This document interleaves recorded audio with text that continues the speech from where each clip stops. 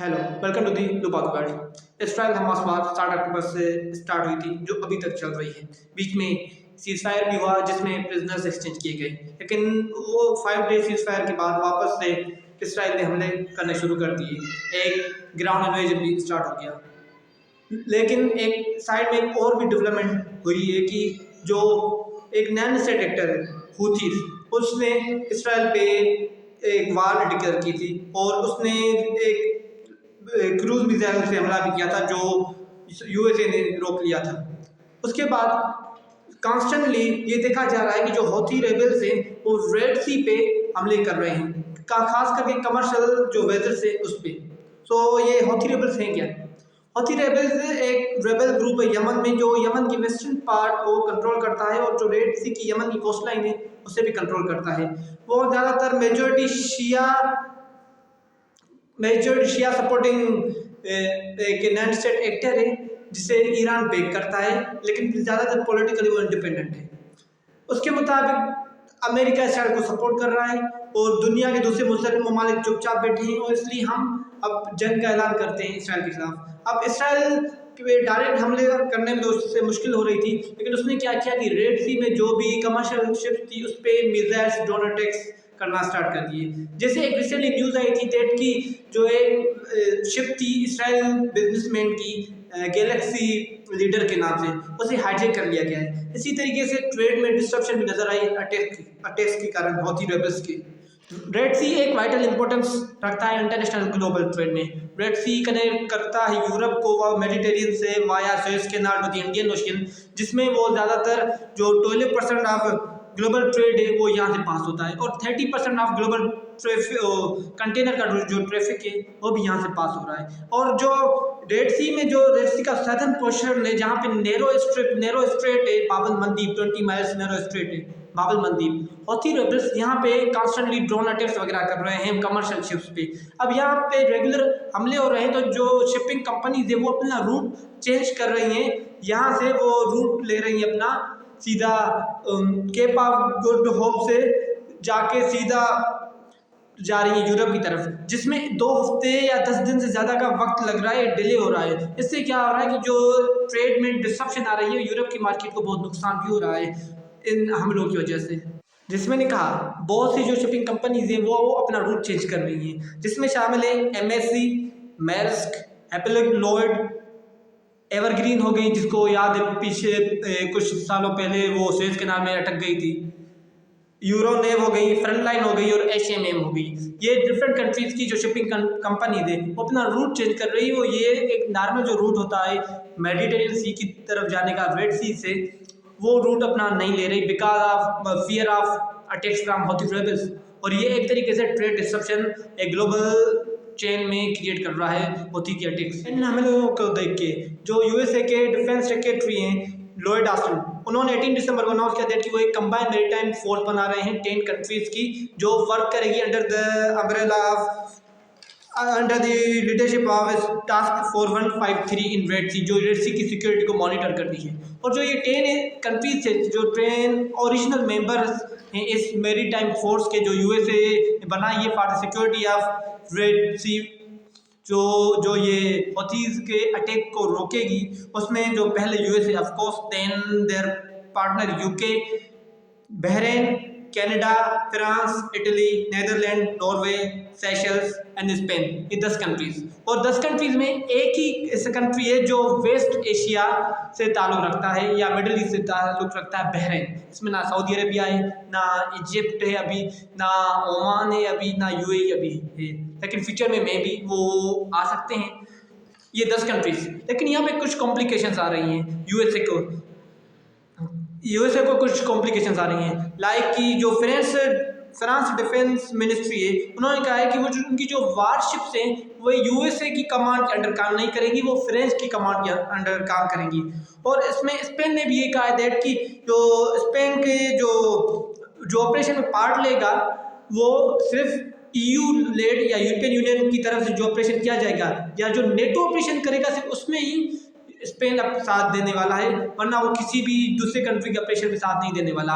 इसी तरीके से कुछ रिपोर्ट्स भी आ रही हैं कि स्पेन ने यूरोपियन यूनियन की जो मतलब एक तरीके से एंट्री थी या इस अलायंस का साथ देने की, उसे वीटो कर दिया है स्पेन ने। इटली की तरफ से भी एक तरीके की रिलक्टेंस नज़र आ रही है।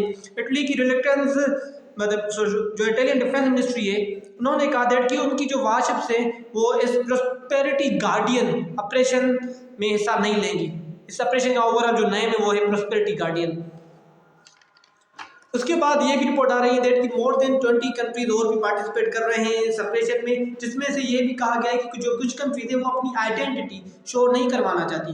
मे भी ये हो सकता है कि ये अब जो आइडेंटिटी शो नहीं करवाना चाहती ये मुस्लिम कंट्रीज हो जो हौथी रेबल्स के अटैक को रोकना चाहते हो, क्योंकि जो ट्रेड में डिस्ट्रप्शन सिर्फ वेस्टर्न कंट्रीज को नहीं हो रही, मुस्लिम कंट्रीज को भी हो रही है। और इसी फियर से दैट कि जो हौथी रेबल्स हैं उन्होंने पैलेस्टाइन के लिए, गाजा के लोगों के लिए जंग का ऐलान किया है, वो हमले कर रहे हैं। तो वो जो अपने जो मुस्लिम पॉपुलेशन है उससे एक तरीके से उन्हें गुस्सा नहीं दिलवाना चाहते या एक तरीके से अपने में लोगों की तरफ एक रंजिश पैदा नहीं करवाना चाहते, इसलिए वो अपनी आइडेंटिटी भी हाइड कर सकते होंगे।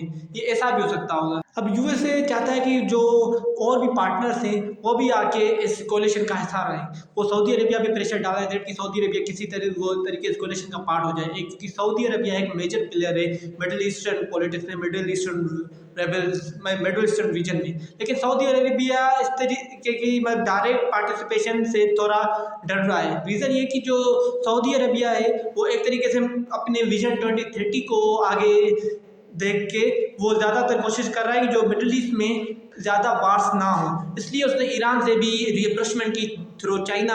अब उसने रिसेंटली ये भी न्यूज़ चल रही थी कि वो इसराइल से एक तरीके से पीस कायम करना चाहता है, और एक और न्यूज़ थी कि वो हौथी रेबल से वो वापस एक तरीके से रीअप्रोचमेंट करना चाहते हैं यमन से, यमन में एक स्टेबल यमन देखना चाहते हैं, इसलिए हौथी और लीडरशिप और सऊदी लीडरशिप के दरमियान टास्क भी हो रहे थे। अब अगर वो इस चीज़ का पार्ट बनेगा कोलिशन का, तो वापस वो जो बातें थी, वो मुज़ाकरा थे, वो ख़त्म हो जाएंगे हौथीज़ और सऊदी अरब के दरमियान। इस तरीके से सऊदी अरबिया डायरेक्ट इस चीज़ का पार्टिसिपेट नहीं करना चाहता। यूएसए ये भी चाहता है कि चाइना भी इस ऑपरेशन प्रोस्पेरिटी गार्डियन का पार्ट बने, क्योंकि उसके मुताबिक ये जो ट्रेड ये जो इशू है हौथी रेबल्स का, बाब अल मंदीब की जो स्ट्रेट है रेड सी में, वहाँ पे जो हौथी रेबल्स अटैक कर रहे हैं वो एक इंटरनेशनल इशू है और इसे इंटरनेशनल रिस्पांस मिलना चाहिए, और वो इसलिए ज़्यादातर इंटरनेशनल स्टेट्स को, इंटरनेशनल एक्टर्स को इसमें इन्वॉल्व करना चाहता है। लेकिन चाइना अभी रेड फ्लैग ही दिखा रहा है यूएसए के इस फैसले को।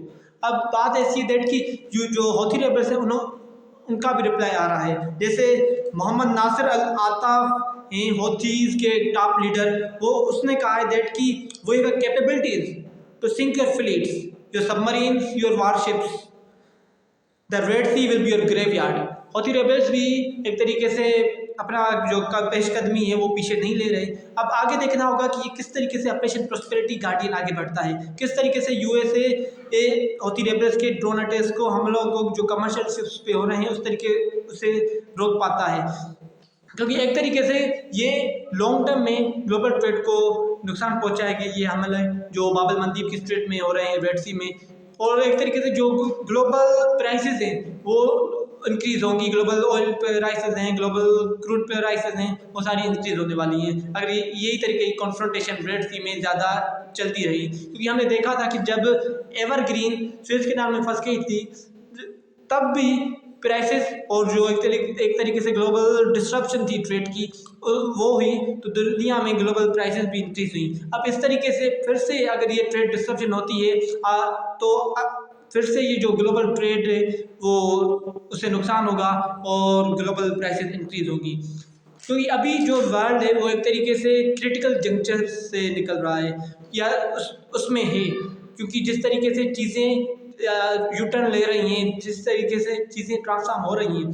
2020 में कोरोना हुआ, फिर 2022 में हमने ये देखा कि जो रशिया ने यूक्रेन पे हमला कर दिया, हमने 2023 में ये देखा कि इसराइल गाज़ा हमास की वार स्टार्ट हो गई, हमने 2023 में ये देखा कि सूडान और साउथ सूडान और वहाँ की जो सूडान में एक तरीके से सिविल वार स्टार्ट हो गई। इस तरीके से जिस तरीके से कॉन्फ्रंटेशन इनक्रीज हो रही हैं कि ग्लोबल फ्यूचर के लिए अच्छी नहीं है। जो ग्लोबल विलेज हम बनाना चाहते हैं उसके लिए नुकसानदेह है, जो हम ग्लोबलाइजेशन की प्रोसेस की तरफ जा रहे हैं और इसके लिए नुकसानदेह है, और ये एक ग्लोबल इकोनॉमी को हिट करने वाली है ये चीज़ें। आगे देखते हैं कि ये चीज़ें किस तरीके से ट्रांसफॉर्म होती हैं, और ये जो यूएसए लेड ऑपरेशन है, ऑपरेशन प्रॉस्पेरिटी गार्डियन, रेड सी की पेट्रोलिंग के लिए, रेड सी की प्रोटेक्शन के लिए आगे कौन सी डेवलपमेंट होती हैं, इसमें जब होंगी हम आपको इन्फॉर्म करते रहेंगे। So thank you for watching.